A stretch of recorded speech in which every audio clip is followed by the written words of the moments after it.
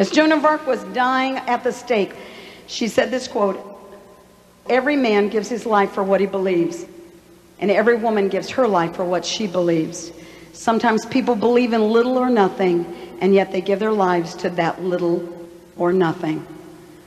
One life is all we have. We live it and it's gone, but to live without belief is more terrible than dying, even more terrible than dying young." What do you burn for? What do you burn for?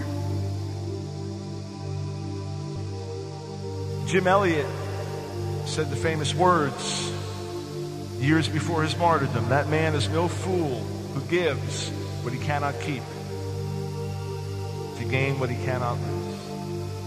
And he prayed as a young man, "God, I pray, light these idle sticks of my life, and may I burn up for thee. Consume my life, my God, for it is thine. I seek not a long life, but a full one like yours, Lord Jesus."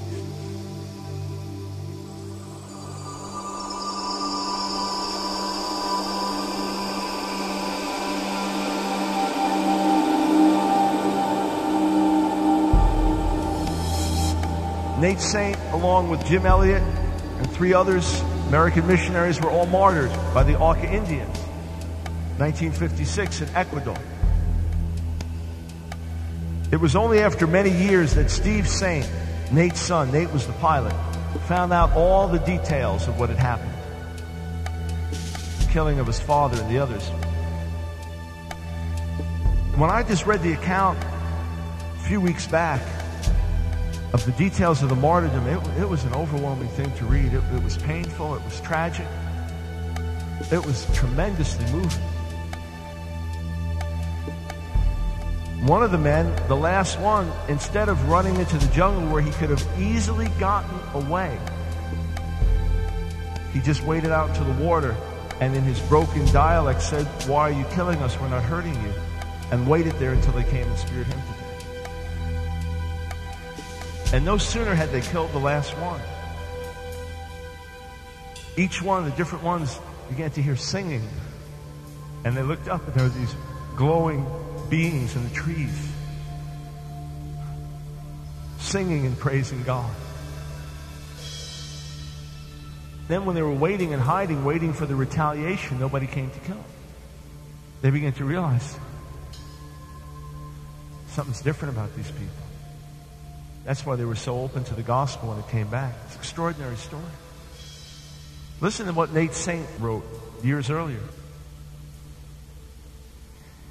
People who do not know the Lord ask why in the world we waste our lives as missionaries. They forget they too are expending their lives, and when the bubble has burst, they will have nothing of eternal significance to show for the years they have wasted.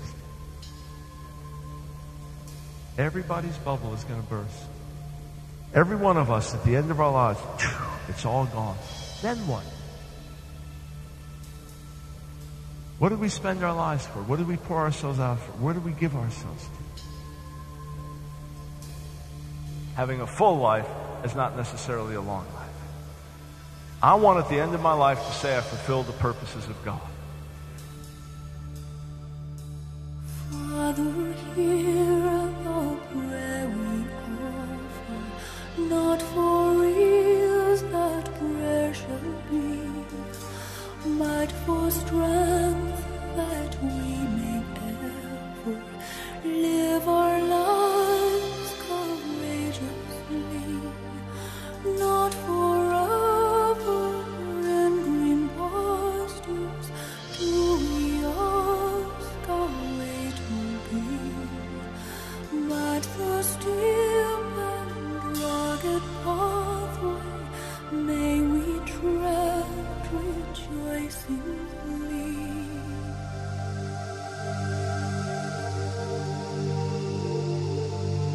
What's it going to be like for you if one day when you die and you make it to heaven, you made it in, and on that final day, you look around and there's that table you've heard all about, and it's time for the marriage supper of the Lamb. And angels are gathering around and they're placing everybody in their proper seats. They say, come here. This is where you're to seat at the marriage supper. And you sit down and you don't recognize anybody around you, but they're all former Christians, all on fire, people that got saved sometime in their life and they made it in. And across from you, a little girl, and you look at her. You say, hi, what's your name? And she says, Rebecca. You say, Rebecca, where are you from? She says, Rome.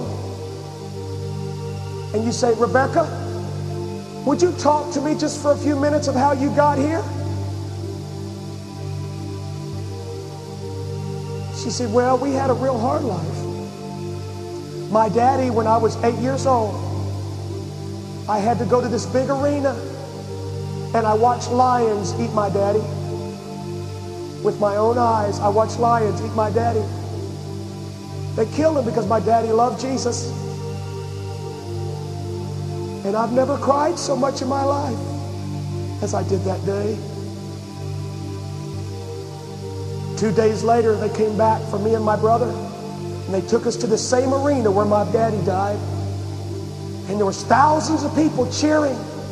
They paraded us into the arena. And there was no one there but just us in that big arena and all the people. And then I looked around and I saw all these doors opening up around the arena.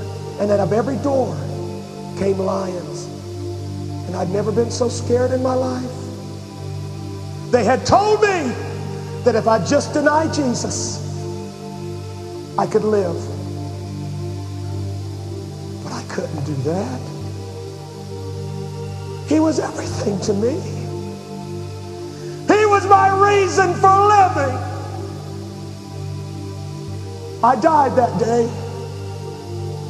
The angels came and ushered me into heaven. And I've been waiting here for the marriage supper. This is so special. And then she says, and how about you? What's your story? Friend, look at me. You better have one. You better have one. You better be able to say something.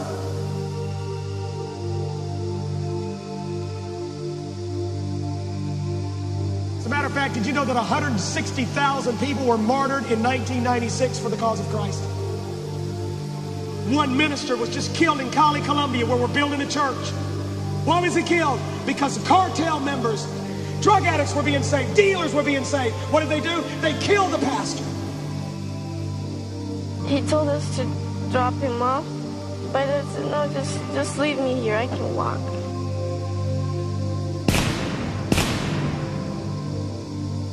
That was the last time I saw him. We are strength in our weakness, in our wanderings be our guide.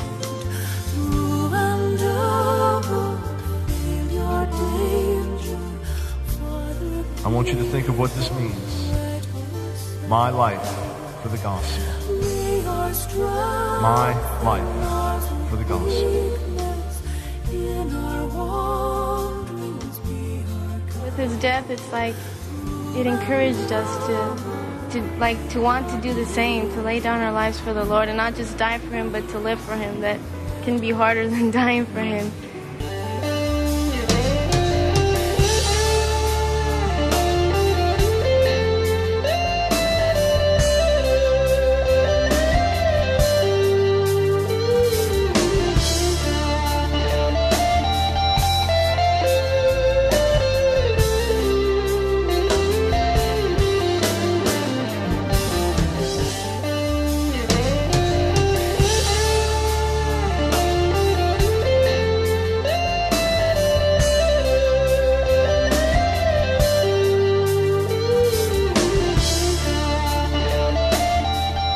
To see increasing opposition to the gospel message in days to come in America, because the gospel message is going to become increasingly biblical.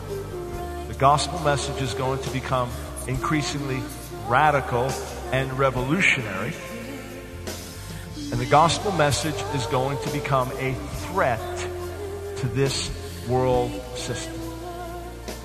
The gospel is going to become an increasing threat to worldliness and materialism and greed.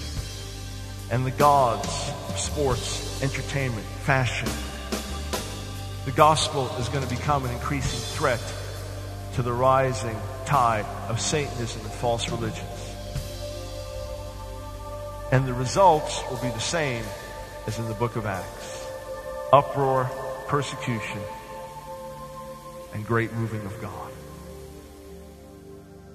And I believe we've come to the time for the accumulated prayers of the saints are arising in one generation. And God is going to answer all those accumulated prayers and remember all those covenants, and it's going to come down on you guys.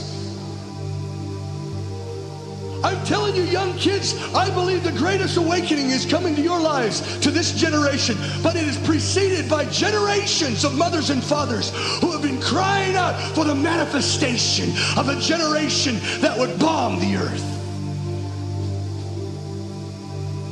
I tell you what, we stand on the shoulders of forefathers and foremothers who have paid a price.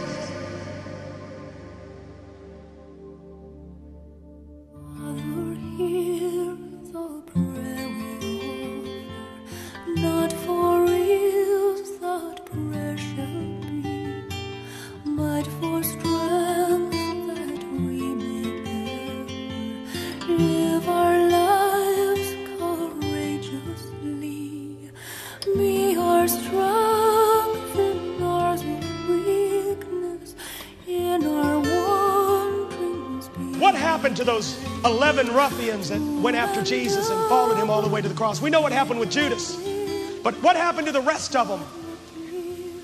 Andrew died in Greece. He was crucified on an X-shaped cross, felt unworthy to die on the same type cross as his Lord.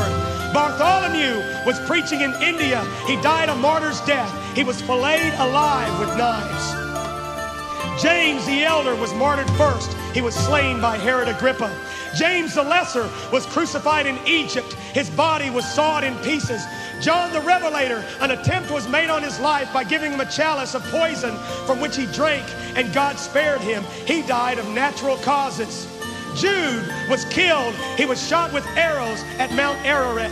Matthew laid down his life for Jesus. History records he became a missionary and disappeared during his labors. Peter was martyred. He requested that he might be crucified upside down. He felt he was not worthy to die as his Lord had died.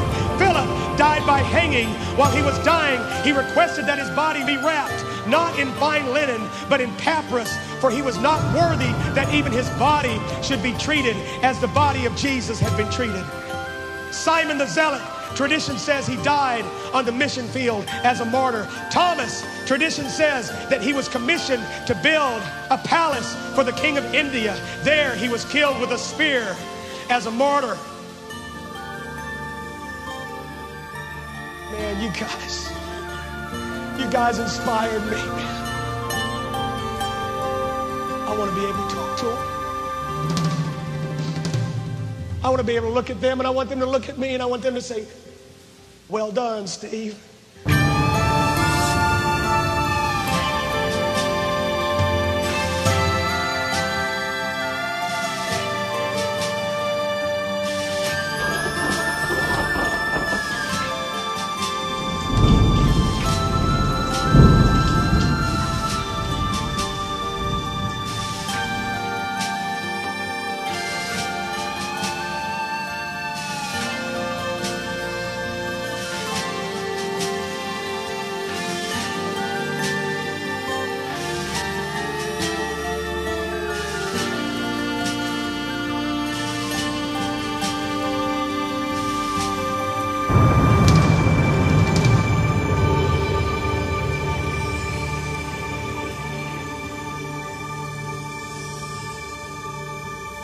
I want you to raise your hands to God. Say this with me. Heavenly Father, search my heart. Examine me even now. But this is my desire. My life for the gospel. Whatever it takes, Lord, make it real, that I may live a life that makes sense in the light of eternity. In Jesus, my life for you.